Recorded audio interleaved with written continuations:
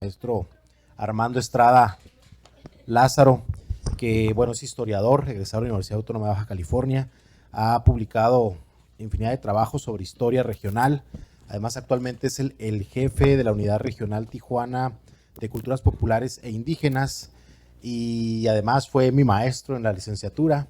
Entonces, me da mucho gusto recibirlo ahora en Tecate, y sobre todo con esta conferencia plática que igual que nos va a dar sobre el fortalecimiento de las identidades a través de los proyectos comunitarios. Pues sin más, no sé si quieras ahí o pasarte para acá, como gustes. ¿Cómo sigues allá? Bueno, yo aquí te dejo el espacio. Sí, excelente. Tengo este micrófono. Muy bien. Bueno, yo agradecer esta invitación a platicar sobre el tema de las identidades, que al día de ayer tuvieron una mesa con una serie de celebridades en el tema y gente especialista en ella. Y un poquito yo voy a utilizar la plática anterior para plantear dos cositas. La primera es que, pues sí, en este esquema que manejó la maestra, hablaba de la cultura, las bellas artes, pero si hay bellas artes, también hay feas artes. ¿Sí? Es decir, si uno lo plantea así, pues sí. Y estamos en la Casa de la Cultura, y las casas de la cultura en el estado son para las bellas artes. La música, la arquitectura, la danza. Pero ¿cuáles son esas feas artes? Pues tiene que ver con la cultura hegemónica y la cultura subalterna o la cultura popular. En ese sentido, la cultura, esas prácticas sociales que nos definen un espacio y tiempo determinado, la cultura, la que se hereda, se adopta, se adapta y se inventa. Es decir, inventamos la comida, la caguamanta, por ejemplo. ¿Sí? Repito, la cultura, las prácticas sociales en un espacio y tiempo determinado. La cultura, la que inventamos, adoptamos, heredamos y adaptamos. Así. Inventamos la caguamanta, inventamos los tacos de pescado estilo Ensenada, inventamos mucha cocina tradicional, no gastronomía, cocina tradicional en Baja California.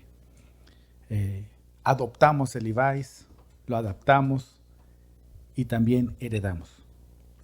Y en ese sentido, hablar de comunidades en Tecate, pues nos lleva a 3 puntos. El primero es que hay 100 pequeñas comunidades en Tecate que no han sido atendidas por la cultura. Punto. ¿Sí? 100 comunidades minúsculas que no tienen acceso a la cultura. ¿Sí? Ese es el reto primero. En Tijuana tenemos 150. Nosotros podemos atender 4 de las 150. ¿Sí? Así. ¿Sí? Hay que hablar en términos de lo que se debe hacer y el deber ser. Esas 100 comunidades están publicadas en CONAPO, son poblaciones con alta marginalidad y vulnerabilidad social. ¿Sí? Y está publicado desde hace 10 años. ¿Sí? Y veo que todo se centra en las ciudades. Estamos atendiendo 4 comunidades que están en la frontera entre Tijuana y Tecate. En 4 Cañones hay 4 comunidades, a esas nos estamos refiriendo. Tenemos 150 niños atendidos en esas 4 comunidades. Imagínense la población que encierran esas 100 comunidades que no han sido atendidas. Tenemos una zona rural tanto en Tijuana como en Tecate que atiende CONAFE y que nadie ubica, pocos detectan y mucho menos apoyan.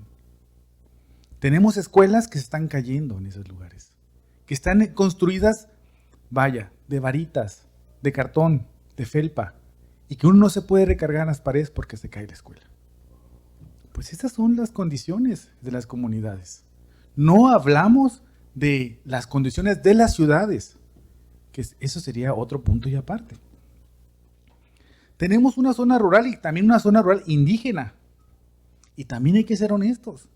Hay una xenofobia y un racismo en contra de las comunidades indígenas. ¿Sí? Nadie quiere ser indígena porque ser indígena significa estar abajo de la pirámide social. Y luego están las instituciones que dicen, vamos a rescatar la salvaguarda de la cultura. Pues ¿cómo vamos a salvaguardar algo que no conocemos? Cuando yo escucho esa palabra en muchos foros académicos y de instituciones culturales, salvaguardemos la cultura, yo digo, ¿cómo vas a salvaguardar algo que no conoces? ¿Sí? Se me hace absurdo. ¿Sí? Vaya, hay mucha simulación en las cosas que hacemos en la comunidad. Y repito, y asumo la responsabilidad de las palabras, porque siempre los he dicho, y están publicadas en Jornada, por cierto. ¿Sí? O sea, las he dicho, no tenemos una identidad basada en comunidades indígenas. ¿Y cómo queremos generar una identidad? ¿Cómo generar una identidad cuando Tecate es pueblo mágico y no hay ninguna calle que se llame Jardinil? O sea, no entiendo. ¿Cómo queremos generar una identidad basada en esta cuestión identitaria, que es el cimiento, que son las comunidades indígenas, cuando no hay un reconocimiento? Y difícilmente se puede reconocer algo cuando no se respeta. Entonces, para poder valorar, se tiene que respetar, se tiene que conocer. Y no conocemos, no valoramos y, sobre todo, una visión racista y xenofóbica. Y lo digo así porque me ha tocado estar en las comunidades y me han mal atendido. No les puedo decir dónde, pero estaba con los comiais y los paipais. Llegamos a un restaurante y el tipo me dijo, ¿no puedes comer? ¿Por qué? Porque viene un grupo de norteamericanos y les vamos a hacer esa comida. Y era el jefe de meseros. Y yo dije, bueno, pero somos indígenas. Me dijo, sí, por eso. Y claro que llevaba a los niños paipais atrás de mí en el buffet y les dije, fíjense lo que hay que hacer. Y claro que por poco corren el capitán de meseros. Pero lo he vivido. Así que decir, tenemos un racismo, una xenofobia hacia las comunidades, es cierto. Y bueno, y seguimos con algunos puntos. La empresa es difícil. Es decir, ¿qué es lo que puede agrupar, organizar y tratar de darle vida a estas comunidades? Ustedes tienen aquí, pues, las comunidades indígenas. Les digo, tienen nativos, cumiais, paipais y quiliguas. Tienen comunidades migrantes, yaquis, purépechas, mixtecos y mazahuas, entre otros. Tienen connacionales de muchos rincones de México. Tienen antiguas familias misionales. Tienen antiguas familias que fundaron Tecate. ¿Sí? Tienen ejidatarios. Tienen vaqueros. Y tienen en estos últimos décadas hasta los baby boomers de Estados Unidos, que ustedes los ubican más que yo. Y tienen distintas formas de organización, de pensar, de actuar y de sentir. Es decir, cuando me dicen, ¿qué es Tecate? Para mí Tecate es la diversidad cultural y la pluralidad. Punto. Eso es lo que es Tecate.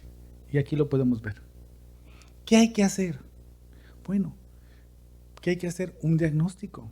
Pero curiosamente, todos los académicos saben que hay que tener un diagnóstico para poder actuar. Pero yo no conozco un diagnóstico sociocultural de Tecate. ¿Sí? Así. Posiblemente hay uno antiguo, posiblemente, yo no lo conozco. Y luego cuando entramos en las páginas institucionales nos damos cuenta que la información es de los años 80, 90, hay una especie como de información que no está actualizada. Y bueno, dijo, bueno, pues, ¿tienes artesanos? Okay. ¿Hay algún catálogo de artesanos? Pues no, no hay. ¿Cuántos artesanos tenemos en Tecate? No sabemos. ¿Sí? Entonces, ¿cómo queremos hacer políticas públicas cuando no conocemos? ¿Sí? Cuando planteamos esas cuestiones identitarias, ¿sí? Y lo vemos de otra trinchera, bueno, es la parte cultural. La parte histórica. ¿Cómo plantear estas cuestiones identitarias cuando no tenemos referencias de representaciones de acciones sociales vinculadas a la microhistoria? En otras palabras, tenemos una historia nacional que se reproduce en las escuelas y nos sentimos muy mexicanos. Eso es importante. Pero no hay elementos. Y yo he visitado este último año las 6 secundarias que están por aquí cercas. Me han invitado a los actos cívicos, he venido con gusto. Y son los héroes nacionales. Digo, ¿por qué no hay una identificación con las cuestiones locales? Entonces, paso número 1, es necesario abordarle la microhistoria. muy trillado el tema, muy abonado en otras regiones, pero muy necesario para Baja California. ¿Sí? Cuando decimos, bueno, ¿qué tenemos de la cuestión de la historia local? Ya no regional, local. Pues un libro que poco conocen, que poco se difunde y que se genera en el gremio de los académicos, pero no en la población. Es decir, no tenemos materiales accesibles. Y si ustedes dicen, el libro de tercero de primaria, pues sí, es importante, pero tiene sus puntos ahí. Hace falta más materiales. ¿Sí? Una cosa es el libro y otra cosa es el manual pedagógico, otra cosa es la cuestión didáctica, otra cosa es la formación, y los docentes lo saben. Un libro no soluciona el problema. Hacen falta reforzamientos por parte de acciones muy puntuales para poder entender esta cuestión del nacionalismo a partir de elementos de la educación. Y bueno, cuando uno va y ve la riqueza que tienen las comunidades, uno dice, bueno, pues hace falta trabajo de campo. ¿Sí? Todo lo que dijo la maestra, excelente, pero hace falta la aplicación de la antropología aplicada para esta región. ¿Sí? Y no quedarse nada más en decir, bueno, sí tenemos una riqueza cultural. ¿Sí? Vaya, manifestaciones como la música norteña que tiene en el Valle de las Palmas. Algo que para mí se me hace interesante, tiene muchos años, pero que de repente también llegan a instituciones y tratan de institucionalizar ese tipo de acciones. Es que no puedes bailar así, porque los grupos de danza bailan así. Entonces, a mí me preguntan, ¿qué opinas? Pues lo que vas a hacer es acabar con las únicas y las últimas manifestaciones que tenemos en Tecate de la música y la danza. Es que no puedes tocar así porque los grupos que tienen escuela tocan así. Y vaya, ese es un gran problema, no solamente que tenemos aquí en Tecate, lo tenemos en todo el estado. Solamente tenemos 3 grupos de música tradicionales en todo el estado, de música baja californiana. Y en una ocasión nos juntamos y los 3 sabían las mismas melodías, se conocían. Uno se ubicaba en Santa Gertrudis, otro en Guayaquil, cerca del Rosario, y otro en la Sierra de Juárez. Nunca se habían conocido y de repente la música era muy parecida. Era minuets del siglo XIX y valses del siglo XIX. ¿Sí? Bueno, en Tecate tiene otra manifestación interesante. Y lo que hace es que la gente trata de institucionalizar, en el buen sentido, es decir, tratar de llevarles la música y tratar de plantear esto que comenté al principio. Es que hay que entrar a las bellas artes o a las feas artes. Y ese ha sido el problema del Estado. ¿Por dónde entrarle a esta cultura hegemónica o a la cultura subalterna? ¿Y qué hay que hacer? Bueno, cuando planteamos qué hay que hacer, pensemos en formas de organización. Y algo que tiene Tecate es la romería. ¿Sí? La romería que no sé si está institucionalizada, porque tengo tiempo que no vengo, pensaba venir este año, pero es algo que surge de la comunidad. Las fiestas tradicionales del Valle de las Palmas. ¿Sí? Cuando la gente pide apoyo a las instituciones, y se lo digo por experiencia, nosotros apoyamos la fiesta tradicional con 50,000 pesos. El siguiente año ya no se apoya, la fiesta se acaba. ¿Por qué? Porque ya no hay apoyo del gobierno. ¿Sí? Entonces, también hay que cuidar ese tipo de detalles en las comunidades. ¿Sí? Cómo apoyar para incentivar, motivar, alentar a la gente a que se organice, pero no plantear que si no hay apoyo, no hay fiesta. Y cuidar esos detalles. Y aquí ustedes tienen una gran cantidad de fiestas tradicionales. Tienen la fiesta purépecha que se hace sin apoyo de las instituciones. Y es una fiesta muy bonita. Nos tocó estar en el Encinal este año. Y claro, nosotros llevamos un grupo de música y eso es nuestro apoyo. ¿Sí? No más. Porque sabemos que si hay apoyo completo, el siguiente año puede que no se genere la fiesta. Pero ustedes observen las fiestas en cada iglesia que tienen en las comunidades y en las colonias. ¿Sí? Es decir, la fiesta de Guadalupe, que es la más importante de aquí después de la romería. Es decir, hay formas de organización de la propia comunidad y formas de organización que también están en la sierra. Así que en los ejidos, el surgimiento de ejidos, el surgimiento de poblados, la sierra, todos tienen una forma de organización que es la fiesta. Pues hay que incentivar y motivar esas formas de organización que permiten darle identidad a la gente. No pensemos en un elemento que agrupe a toda la gente a partir de un discurso o a partir de un... No, la gente se organiza en función de sus necesidades. Se cree, se siente y piensa así porque eso es así. La gente del Valle es así.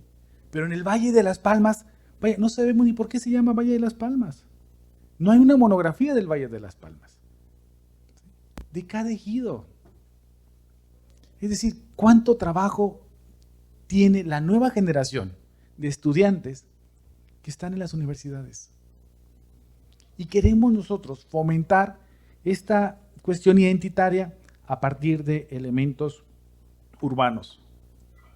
Les puedo decir que mucha de la gente de Loma Toba y de aquella zona no se sienten de Tecate, porque muchos niños no conocen ni el centro de Tecate, ni los lugares antiguos de Tecate. ¿Sí? Y es una realidad. Yo he estado más en aquella zona y también he estado en la zona de Tijuana, en esta parte de la frontera.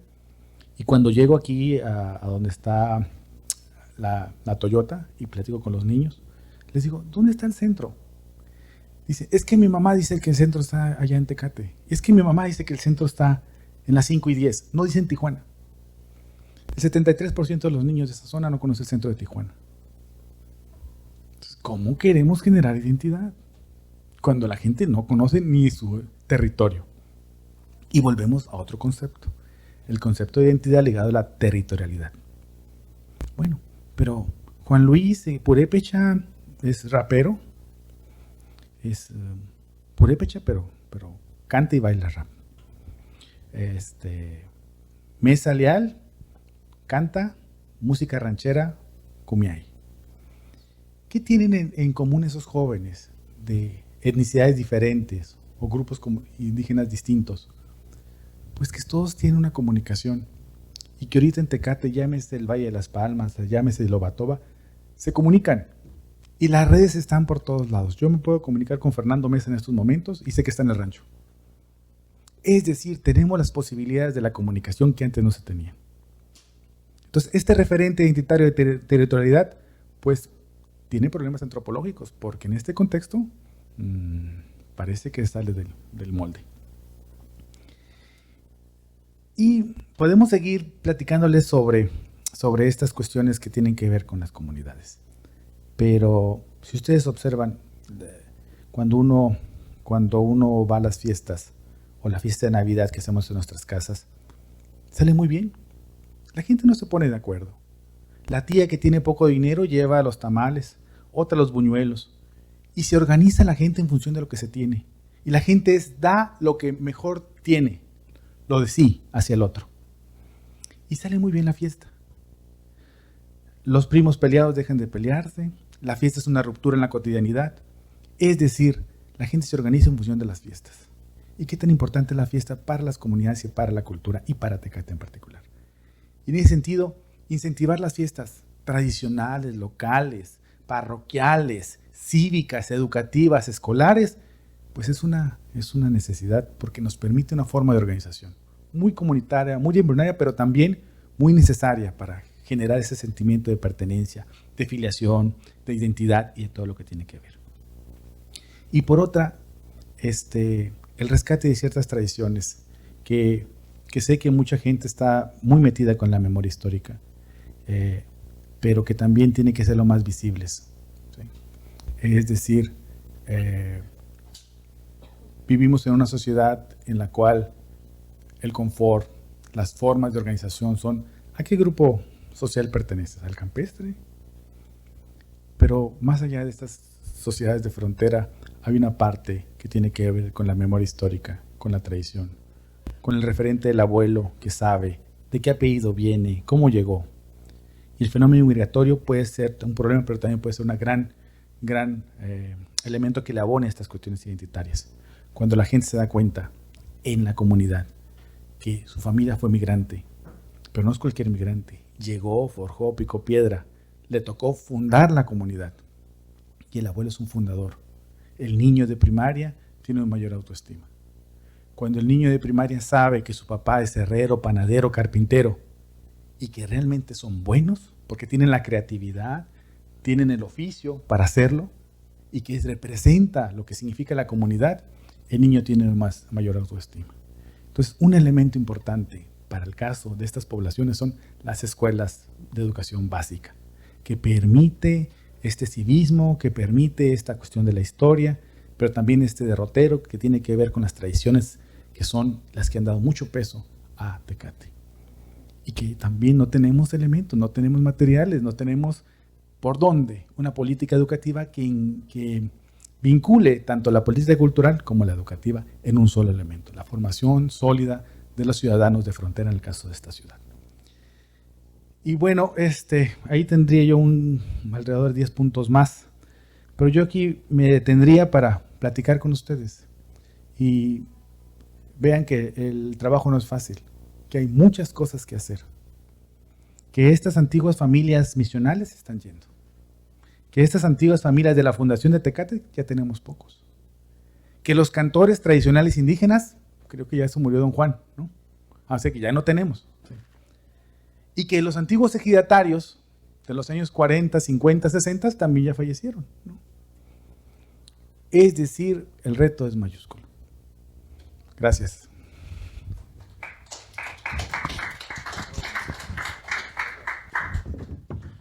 Muy bien, vamos si nos permite el doctor, hacer preguntas, comentarios, algo que quieran compartir por ahí, unas dudas que quedaron en su presentación. Por ahí, digan. Sí. Ok. El proyecto PACMIC. Proyecto PACMIC. Bueno, PACMIC es un apoyo de actividades culturales comunitarias que un poquito lo dibujé así, es un apoyo hacia ciertas comunidades. Y en el caso de Tecate, pues ha apoyado a comunidades indígenas, bueno, comunidades urbanas, y que ha aumentado el monto de 50,000 a 100,000. Pero para una fiesta comunitaria indígena, 50,000 o 100,000 no es suficiente. En el caso de Tijuana tenemos la de San Martín. Pero bueno, en el caso de tenemos aquí en Baja California 175 fiestas tradicionales. ¿Sí? Así, el número. Pocas conocidas, muchas desconocidas, pero el PACMIC lo que ha hecho es incentivar y motivar algunas de ellas, no todas. A mí las fiestas que más me encantan son aquellas que la propia comunidad no solicita PACMIC, y que la misma comunidad se organiza. Hay una fiesta en Tijuana de los poblanos que no ha tenido apoyo PACMIC. Se gastan alrededor de $500,000 y comienzan cada año a hacer una mayordomía. Se organizan y traen la música de Puebla, ¿sí? Y se gasta $500,000. Los mixtecos de Guerrero en Valle Verde, que por cierto Lorenia hizo su tesis sobre ellos, se gastan arriba de $300,000. El puro castillo de Cohetes vale $60,000, $70,000. ¿Sí? Pero la gente le da comida a las 2,000 personas que llegan a la fiesta. No podemos decir, es que te vamos a apoyar con el PACMIC. No, preferible que la siga así la fiesta. ¿Sí? Preferible. Entonces sí hay que tener cuidado nada más con esta cuestión de apoyos institucionales. Porque en vez de generar, incentivar y motivar, generas un paternalismo y un maternalismo. Que tú también ya ubicas que hay ciertas comunidades pues que sí le piden los 50,000 o 100,000 a la institución, pero también le piden a Desarrollo Social 2 vacas y le piden al ayuntamiento. Al final hacen unos 15 años y bueno, ahí sean tantos problemas ahí en las fiestas. Tenemos la fiesta de la Valle de las Palmas. Es institucional y se sigue manteniendo. ¿Sí? Tenemos la romería, se sigue manteniendo. Y así como esas, pues, la de Lomatoba, la de los mixtecos. ¿Sí? Entonces es mejor que se mantenga así para no generar este paternalismo que en muchas comunidades ya se ha generado y que al final, en vez de generar la fiesta, pues ya no hay fiesta. Y sucede lo mismo con los grupos de danza, los grupos de música.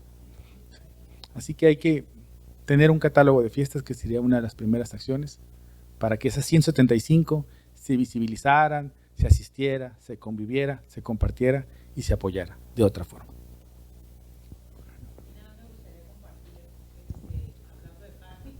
Por favor. Que colaborando en una asociación civil que tenemos aquí cerca, tuvimos la oportunidad de participar y en 2 momentos nos fuimos premiados, dijo uno, por el esfuerzo. Y se hizo un trabajo de investigación a 150 personas de la localidad, precisamente para el rescate de esas historias de quienes vienen de fuera o de quienes nacieron aquí y vieron crecer a la ciudad. Y están incluidos rancheros, nativos, comerciantes y demás, que en ese sentido yo creo que PACMIC es muy bien, porque no les dio todo el dinero que se requería, porque al final la asociación tuvo que poner algo de su parte y uno de su bolsa, aparte del carro y el tiempo y todo eso, pero que es valioso. Es muy bueno que existan estas cuestiones.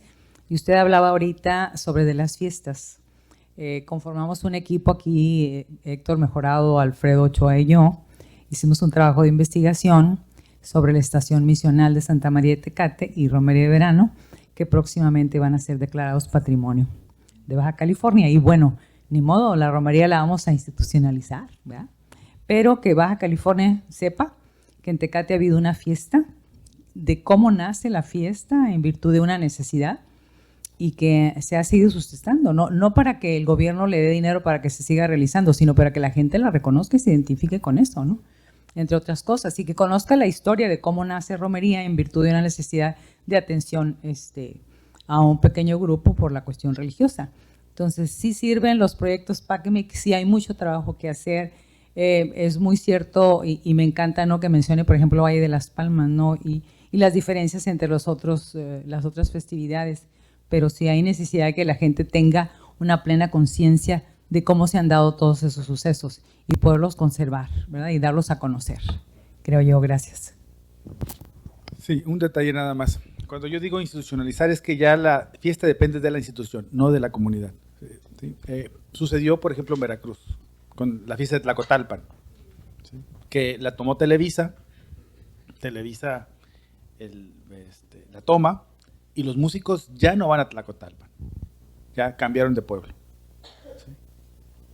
Y bueno, Televisa hace alarde de la fiesta en Tlacotalpan, en Veracruz, y los músicos dicen, es que ya nos vamos a parar. Primero porque no dejan entrar al pueblo. Segundo porque era nuestra fiesta y ya la tomó. Entonces, todos los apoyos surgen de la iniciativa privada y la fiesta se institucionaliza en términos, y bueno, pensando en que iba a darle proyección, pues se acabó la fiesta.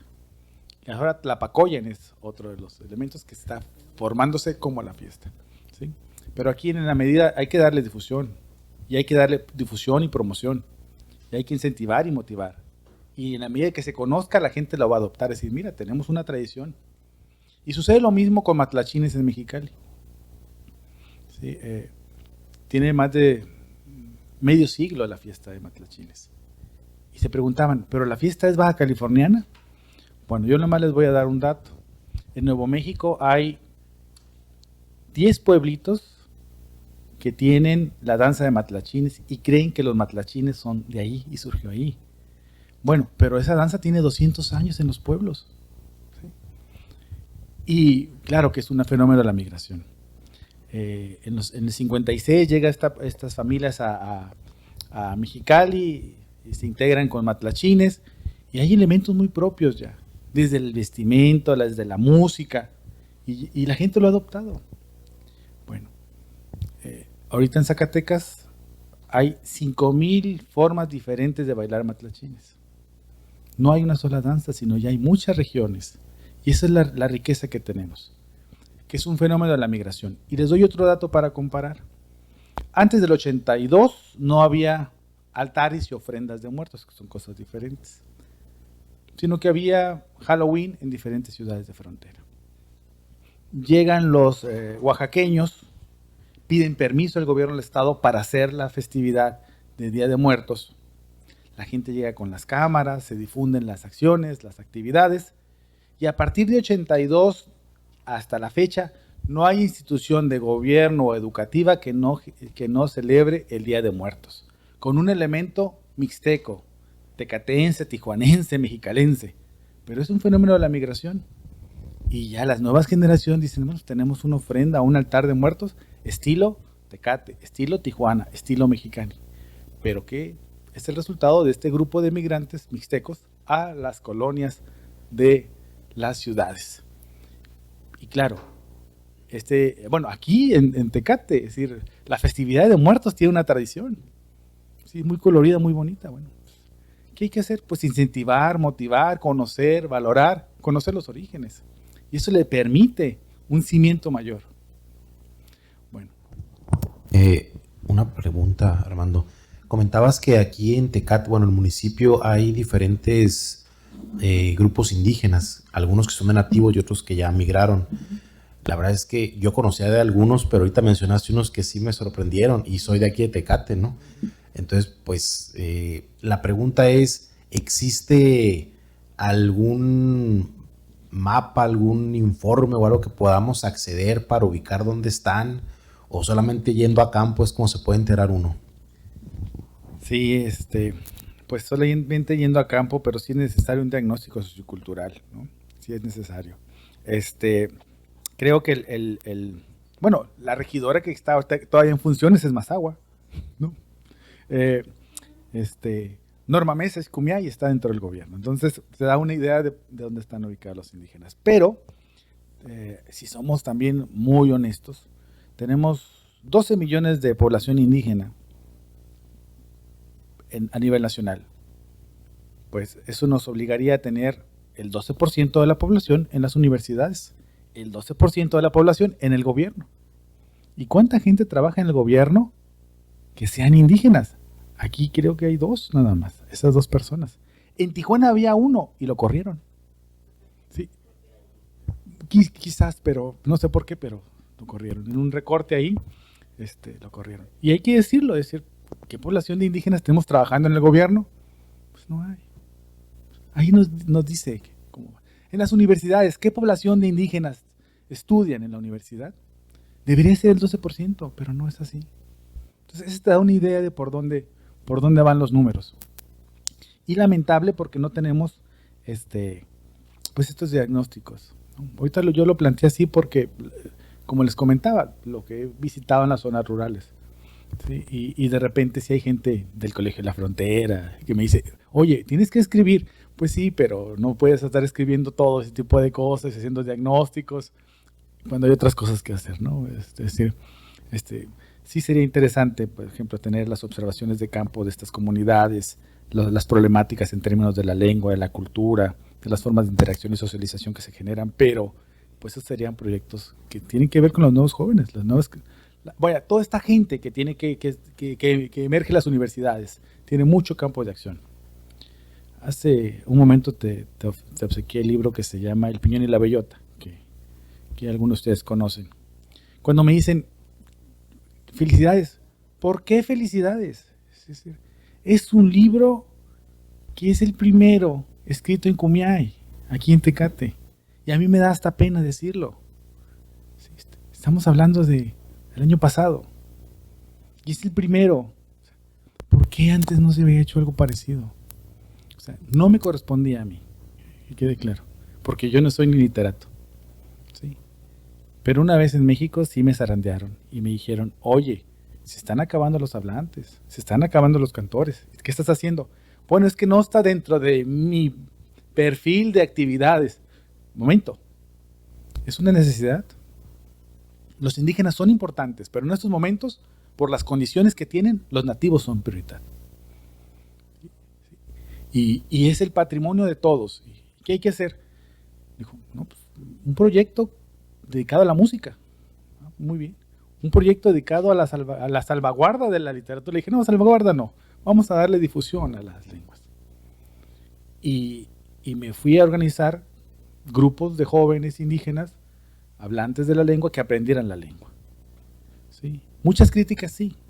En Mexicali, una de ellas, tú estabas ahí presente, cuando una antropóloga me dijo, pero es que usted está incentivando a que canten norteño, pay pay. Dije, yo nunca puse la pistola atrás de los indígenas para que se organizaran en grupos de norteño.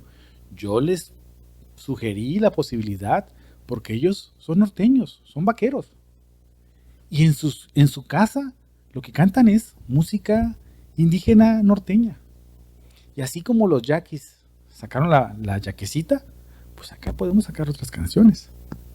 Comenzamos con 3 chamacos, ¿sí? Hace 5 años. y los llevamos al Centro Cultural Tijuana. Ahorita ya hay 4 grupos de norteño Pai Pai, otros que se están organizando, y aquí mismo. ¿Y qué están haciendo los jóvenes? Están tratando de aprender la lengua para cantarla con las canciones norteñas. Una estrategia posiblemente buena para generar, sí, pero eso de que vamos a generar ciertas acciones para que la gente, no, nadie se le puso la pistola. Ellos son vaqueros y ellos cantan así. Y lo mismo sucedió con estas cuestiones de la poesía. ¿Sí?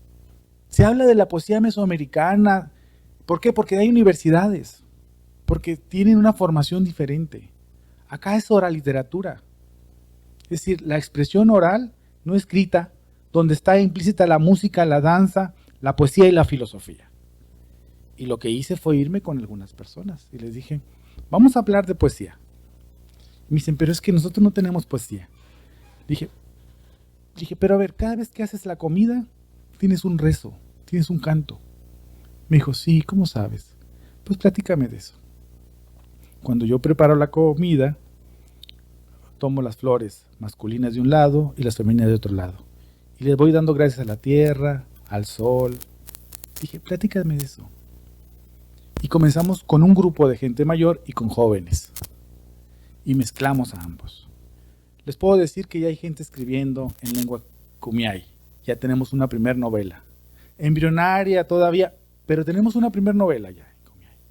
Y se está por hacer una serie de cápsulas relacionadas con la literatura de los jóvenes kumiais.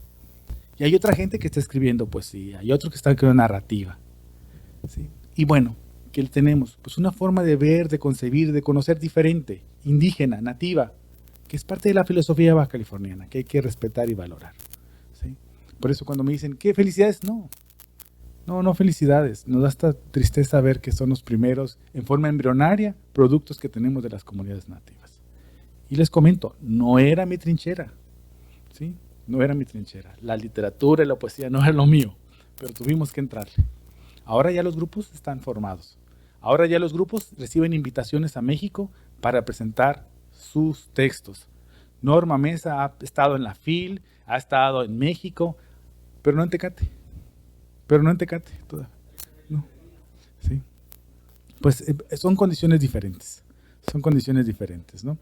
Porque en vez de criticar, mejor hay que empujar y hay que hacer. ¿Sí? Con lo que tenemos. ¿No? Muy bien. ¿Qué más?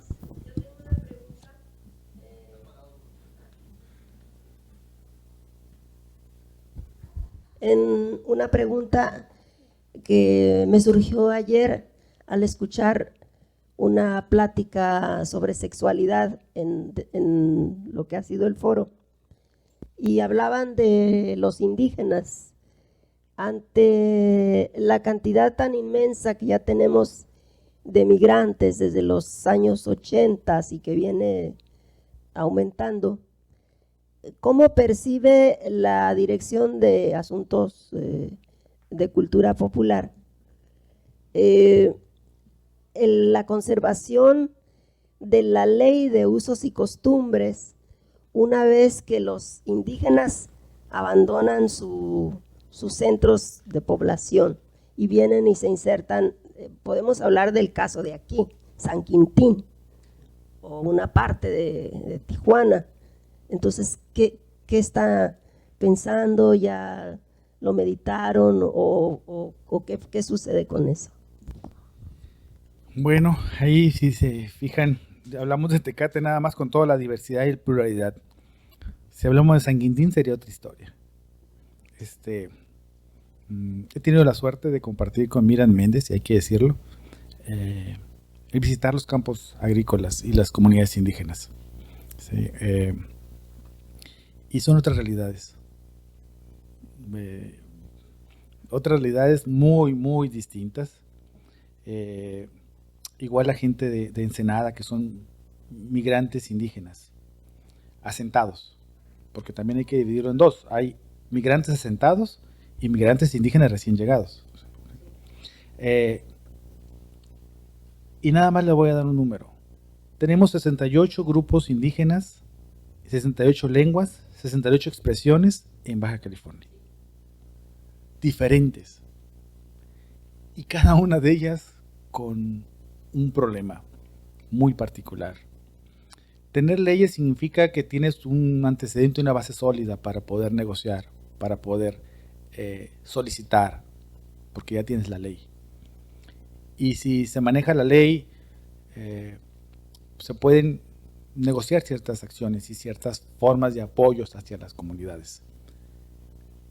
Pero también hay un problema, y lo voy a decir así en voz alta.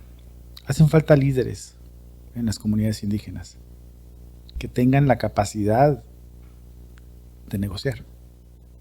¿Sí? Y hace falta, previo a eso, educarlos.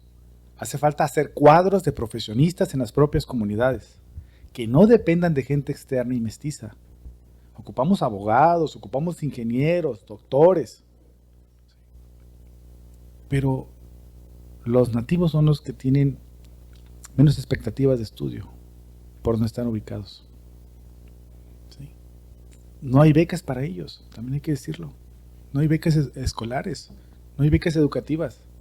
Entonces, si ya tenemos una ley, los primeros pasos es tratar de generar espacios de expresión para ellos, espacios educativos. Porque, y usted lo sabe, no podemos decirle cómo lavar los platos al vecino. ¿Sí? Es decir, tiene que ser autogestión, autodesarrollo, autodeterminación. Es por una parte. Y por otra, cuando hablamos de autonomía, que es la ley lo que plantea es la autonomía indígena, bueno, pues ¿cómo vamos a tener autonomía cuando la gente está acostumbrada a levantar la mano, a que le den? Y se ha generado un paternalismo por muchos años. Ahí los historiadores dirán que Manuel Clemente Rojo les daba un par de reses para mantener tranquilos a los indígenas quilihuas. Estamos hablando de 1878, 80, durante el Porfiriato. ¿Sí? Entonces, se ha generado un paternalismo, sí. Entonces, sí es un tema interesante, pero sí hay que pensar, y bueno, nosotros lo hemos pensado así, en una generación de jóvenes que de aquí a 20 años cambien la situación real de las propias comunidades. Y hemos hecho trabajos muy pequeños, muy sencillos, como el hecho de decir a las artesanas, oye, te vas al Museo Nacional de Culturas Populares, llévate todo lo que puedas vender y ya lo vas a vender. Pero ¿cuál es la idea? Que cuando regresan dije, ¿qué aprendiste? No, pues ya tengo contactos, ya. Y ya, gente que se va, ya tiene los vínculos y ya no necesita de las instituciones. ¿Sí? Ya no necesitan. Lo que hicimos también con Norma, es decir, Norma viaja seguido a México. Ya no ocupa de las instituciones. Y no solamente ellos, muchos jóvenes que andan por ahí, ya no ocupan de las instituciones. Entonces sí, tratar de que todos pensemos en esta autonomía, pero en una forma diferente, como lo se ha hecho. No en decir, dame y yo te doy, porque eso ha sido perjudicial. Y les pongo otro caso. Estaba yo en Mexicali, en una reunión, cuando a una artesana de Cucapaz se le cayó su casa en el sismo de hace algunos años. Y yo le dije a una persona de desarrollo social, oye, ¿por qué no organizarnos para llevar una dotación de materiales para ayudar? Sé que no es por ahí el asunto, pero es importante porque ustedes la manejan como el patrimonio cultural aquí de Mexicali. Pues lo mínimo que hay que hacer por dignidad es ayudarle a construir su casa. Me dijo, no, pues es que no es del ámbito de la cultura. Dije, pues yo sé que no es del ámbito de la cultura, pero es de la dignidad de la persona. Mínimo. Pues nos interesa a ella, pero como el patrimonio cultural baja californiano. Y claro que eso te da una idea de por dónde van las políticas culturales y educativas. Y lo digo con todo lo que implica, ¿no? Es decir, ¿cómo le pides a una persona que en la ciudad la muestras y justificas el trabajo, pero en su casa y en la cotidianidad no tiene ni para comer ni casa? Vivía en un carro. ¿Sí? Bueno, por ahí va el tema.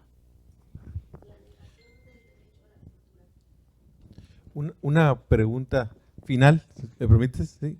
Y doctor, sí nos dio hasta la 1, pero un atrevimiento aquí de nuestra parte. Nosotros tenemos una imagen de los indígenas, pero más del sur, más de culturas evolucionadas o desarrolladas, más de algunas de herencias de miles de años, pero que llegaron a a desarrollarse en mayor medida y tamaño como cultura que las aquí regionales, ¿no? Que las que tenemos a nuestro alcance. Desconocemos muchos de nosotros de ellas.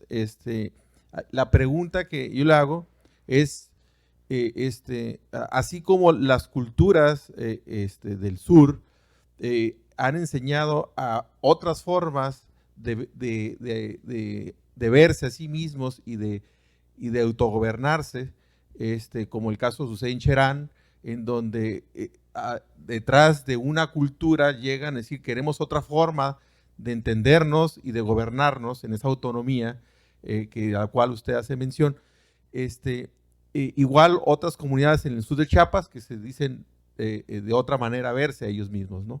Entonces, estas otras culturas del norte que fueron, decía la profesora hace momentos, ¿no?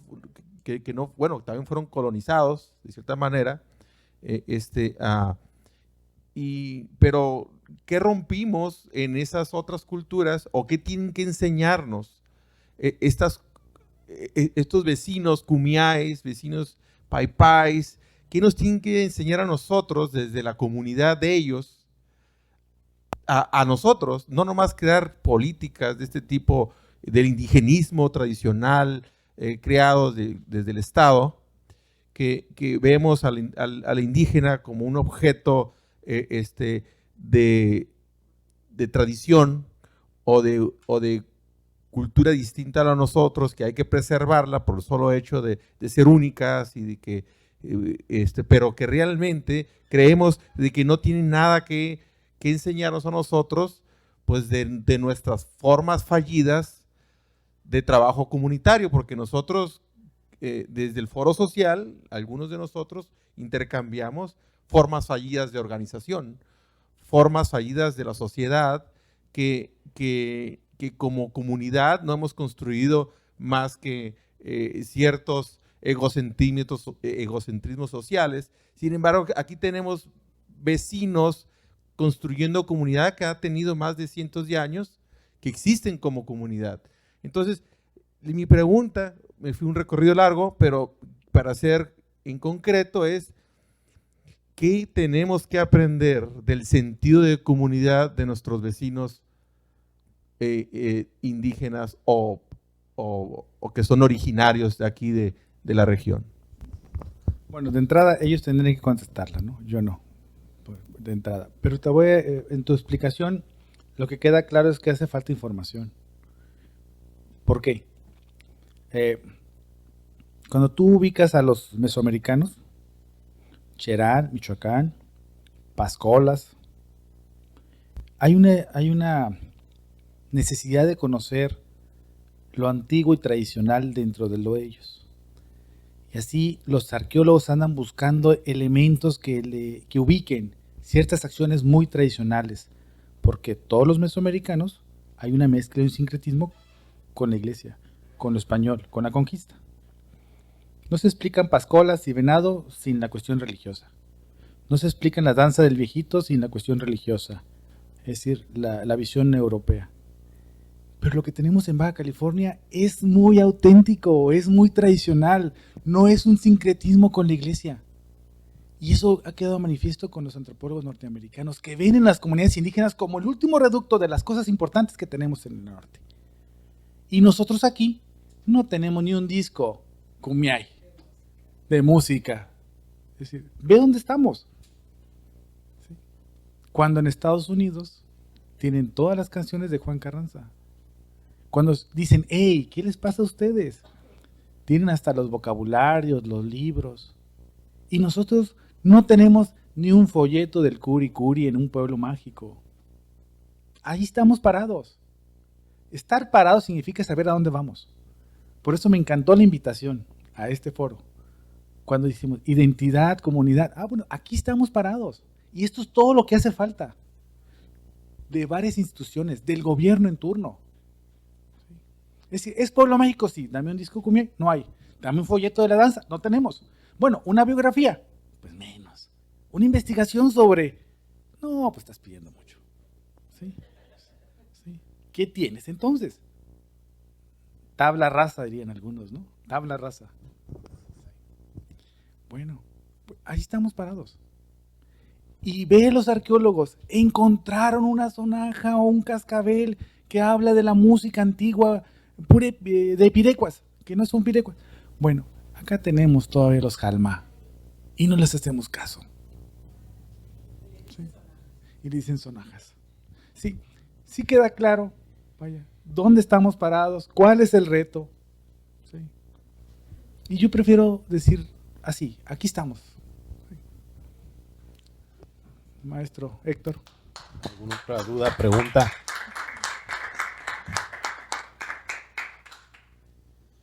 Bueno, pues si no hay otra duda, pregunta o comentario. Bueno, pues le entrego el reconocimiento que por su conferencia que dice, leeré las letras más grandes porque no me traje lentes. El comité organizador del primer foro social municipal en representación de la ciudadanía asistente otorga constancia como conferencista al doctor Armando Estrada Lázaro por su participación con la ponencia El fortalecimiento de las identidades a través de proyectos comunitarios, realizados el día 27, 28 y 29 de septiembre del 2019, con sede en el Centro Cultural Tecate. Y bueno, la firma de los representantes, ¿no? Organizadores. Muchas gracias.